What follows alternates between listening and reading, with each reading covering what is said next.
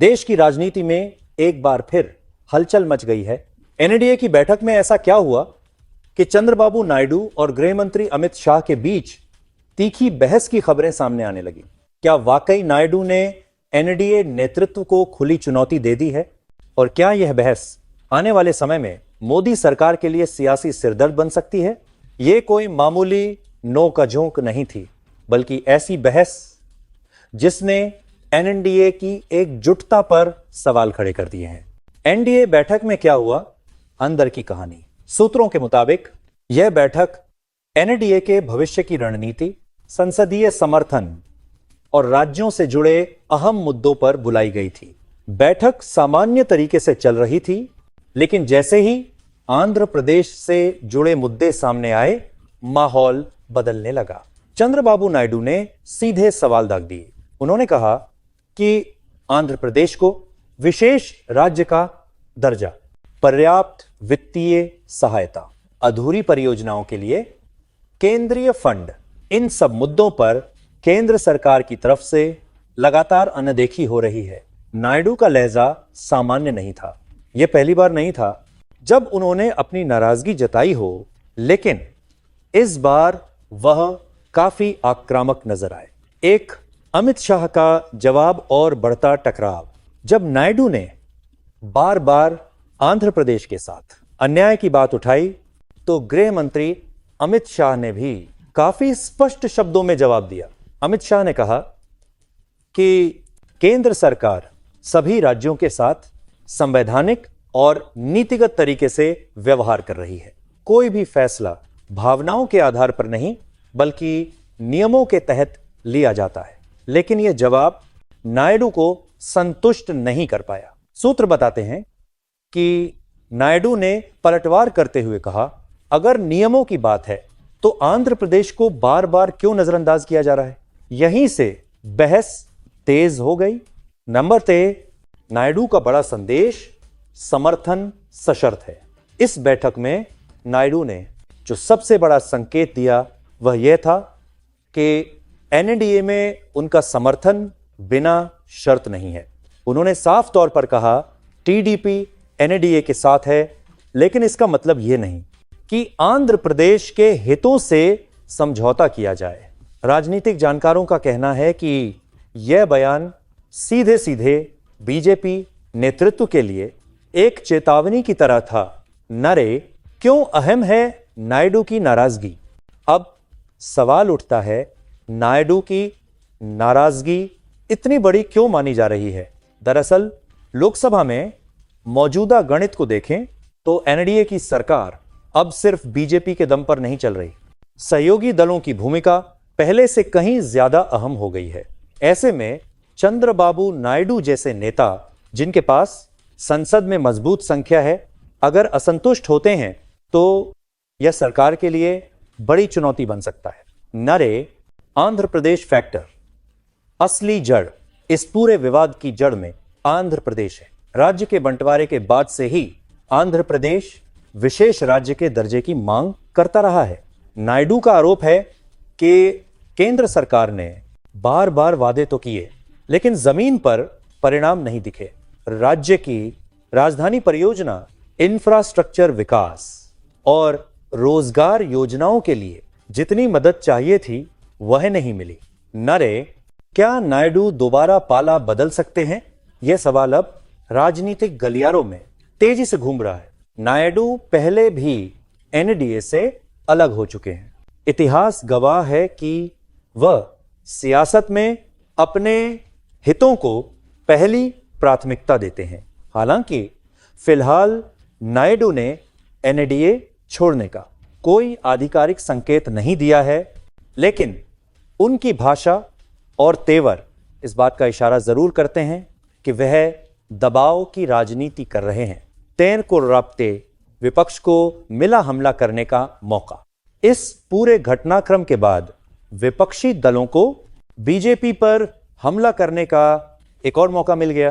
कांग्रेस और अन्य विपक्षी दलों का कहना है कि एनडीए के भीतर सब कुछ ठीक नहीं है। सहयोगी दल खुद को ठगा महसूस कर रहे हैं।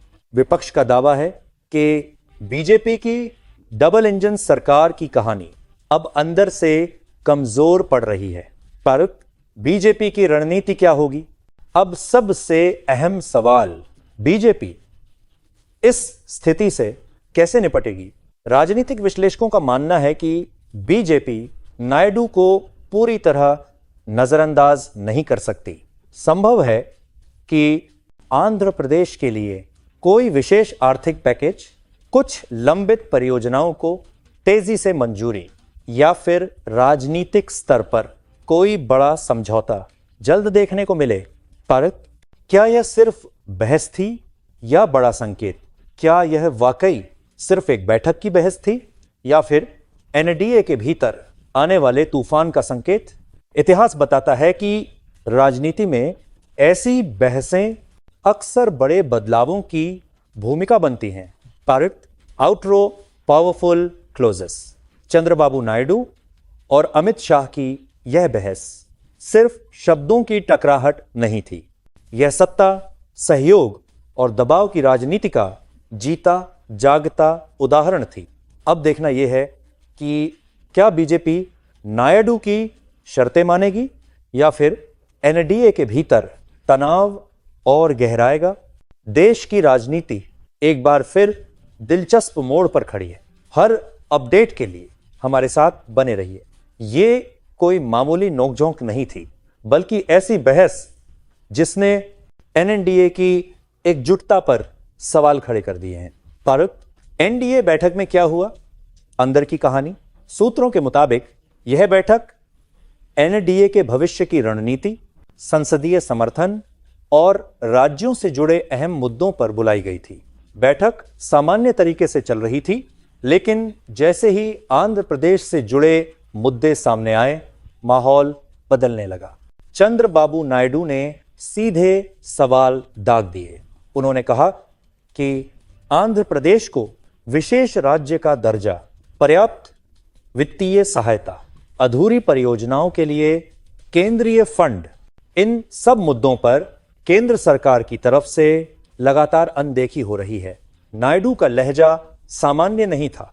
यह पहली बार नहीं था जब उन्होंने अपनी नाराजगी जताई हो, लेकिन इस बार वह काफी आक्रामक नजर आए। और अमित शाह का जवाब और बढ़ता टकराव। जब नायडू ने बार बार आंध्र प्रदेश के साथ अन्याय की बात उठाई, तो गृहमंत्री अमित शाह ने भी काफी स्पष्ट शब्दों में जवाब दिया। अमित शाह ने कहा कि केंद्र सरकार सभी राज्यों के साथ संवैधानिक और नीतिगत तरीके से व्यवहार कर रही है। कोई भी फैसला भावनाओं के आधार पर नहीं, बल्कि नियमों के तहत लिया जाता है। लेकिन यह जवाब नायडू को संतुष्ट नहीं कर पाया।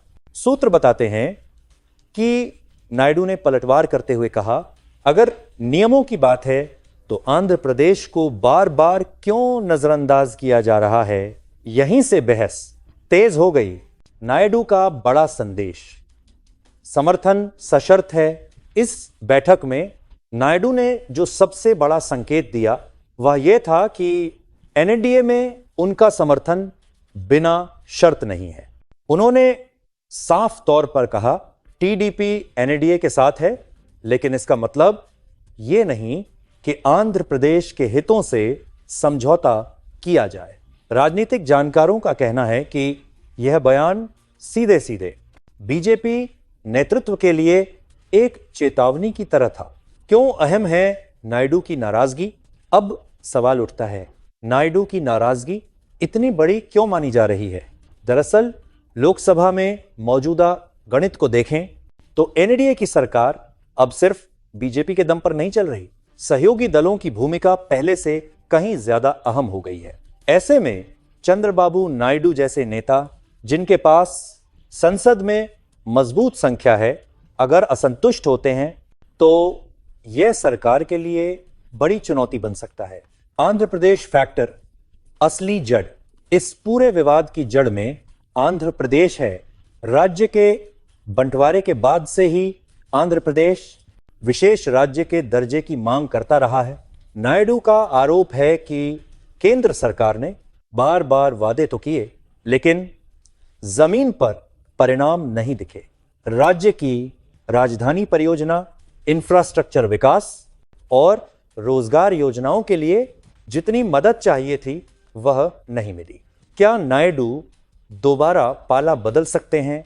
यह सवाल अब राजनीतिक गलियारों में तेजी से घूम रहा है। नायडू पहले भी एनडीए से अलग हो चुके हैं। इतिहास गवाह है कि वो सियासत में अपने हितों को पहली प्राथमिकता देते हैं। हालांकि फिलहाल नायडू ने एनडीए छोड़ने का कोई आधिकारिक संकेत नहीं दिया है, लेकिन उनकी भाषा और तेवर इस बात का इशारा जरूर करते हैं कि वह दबाव की राजनीति कर रहे हैं। विपक्ष को मिला हमला करने का मौका।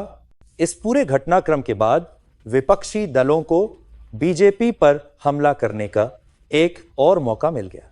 कांग्रेस और अन्य विपक्षी दलों का कहना है कि एनडीए के भीतर सब कुछ ठीक नहीं है, सहयोगी दल खुद को ठगा महसूस कर रहे हैं। विपक्ष का दावा है कि बीजेपी की डबल इंजन सरकार की कहानी अब अंदर से कमजोर पड़ रही है। बीजेपी की रणनीति क्या होगी? अब सबसे अहम सवाल, बीजेपी इस स्थिति से कैसे निपटेगी? राजनीतिक विश्लेषकों का मानना है कि बीजेपी नायडू को पूरी तरह नजरअंदाज नहीं कर सकती। संभव है कि आंध्र प्रदेश के लिए कोई विशेष आर्थिक पैकेज, कुछ लंबित परियोजनाओं को तेजी से मंजूरी, या फिर राजनीतिक स्तर पर कोई बड़ा समझौता जल्द देखने को मिले। क्या यह सिर्फ बहस थी या बड़ा संकेत? क्या यह वाकई सिर्फ एक बैठक की बहस थी या फिर एनडीए के भीतर आने वाले तूफान का संकेत? इतिहास बताता है कि राजनीति में ऐसी बहसें अक्सर बड़े बदलावों की भूमिका बनती हैं।